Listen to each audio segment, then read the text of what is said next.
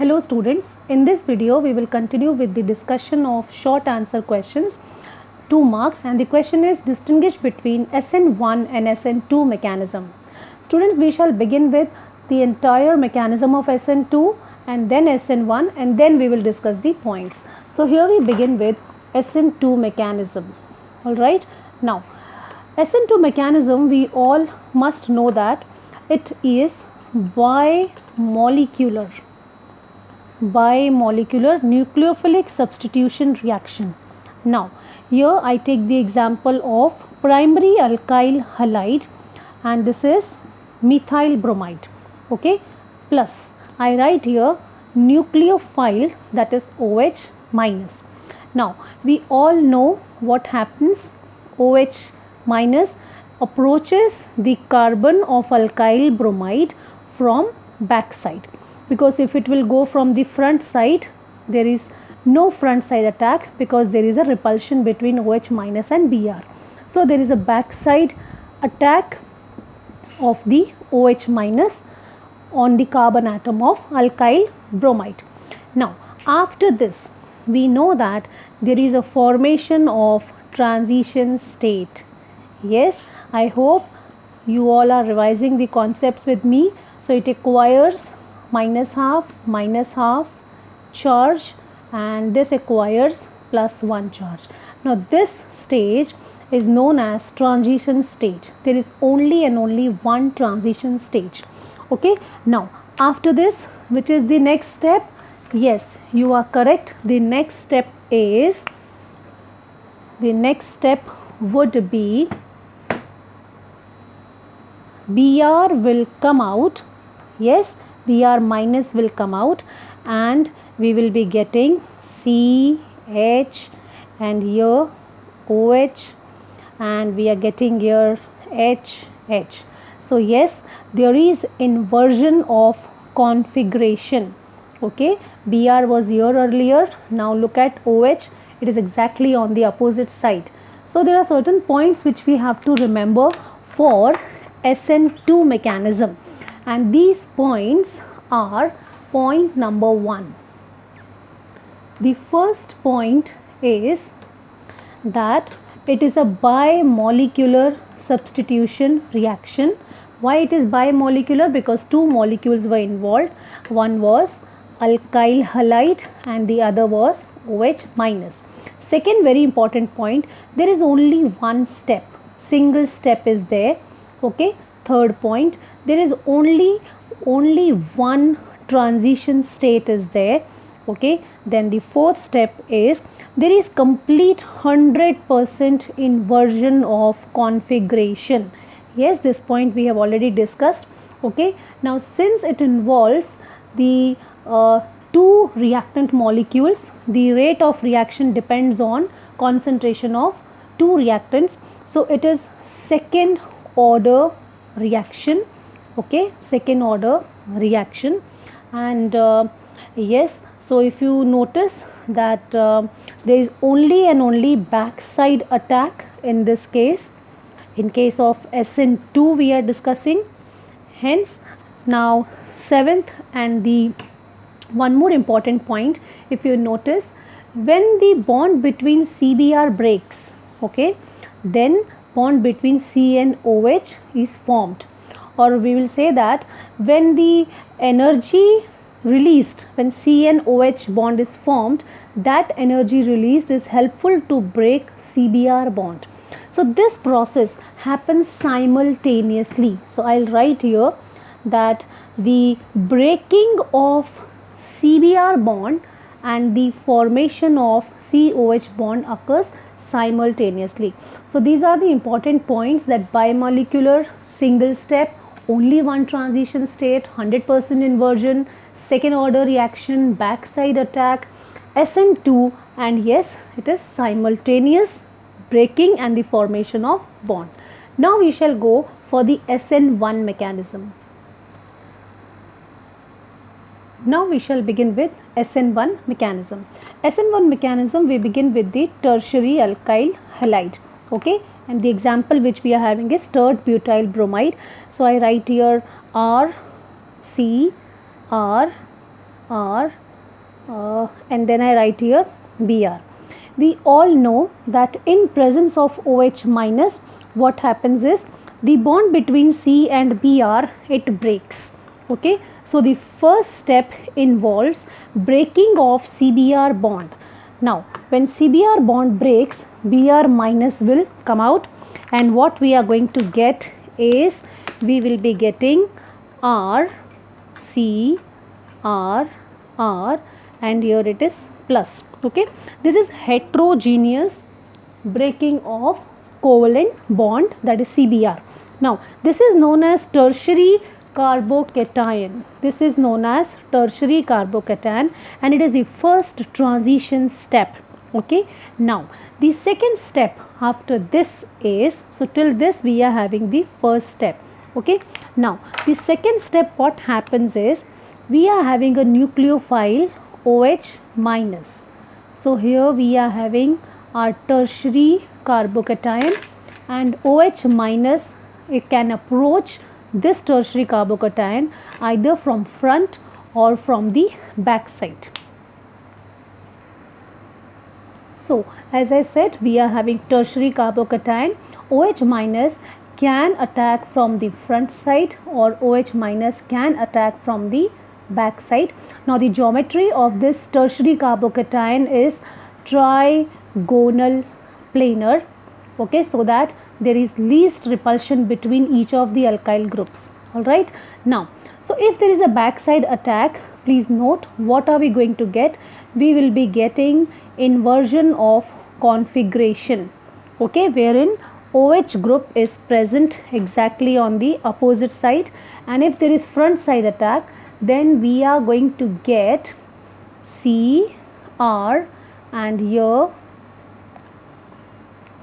so here I will be getting OH, R, and R.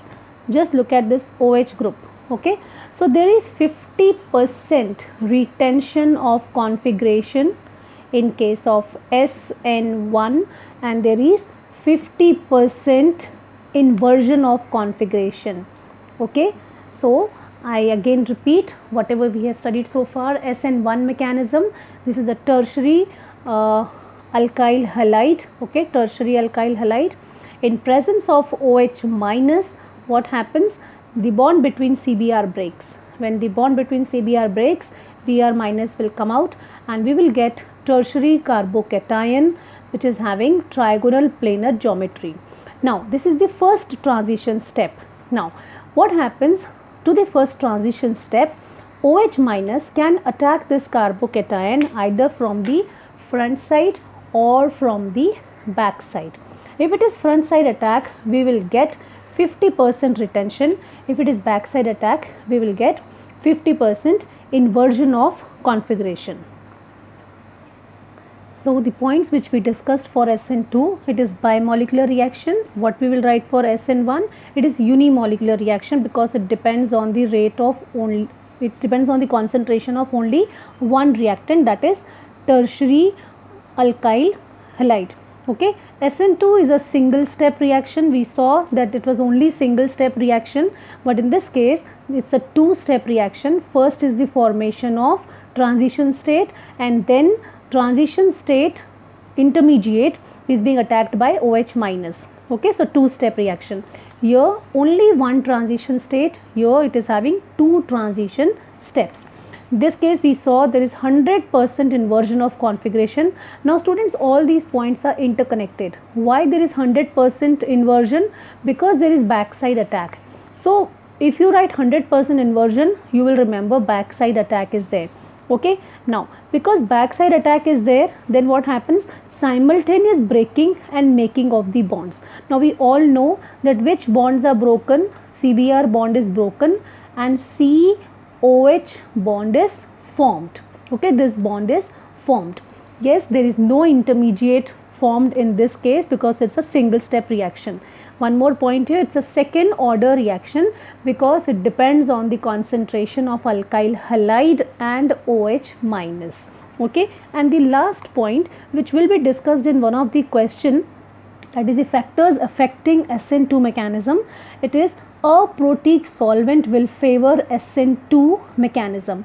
Aprotic solvent means a solvent which does not have H plus ion. So how this can affect SN2 mechanism, we will study in the coming questions.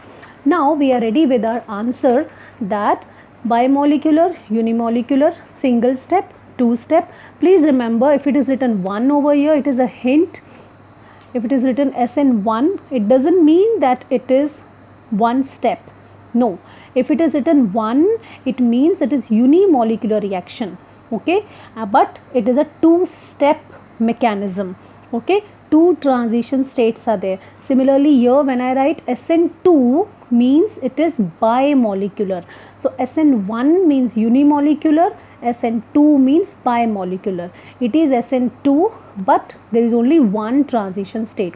Now we can write all other points also. Second order reaction, this is a first order reaction.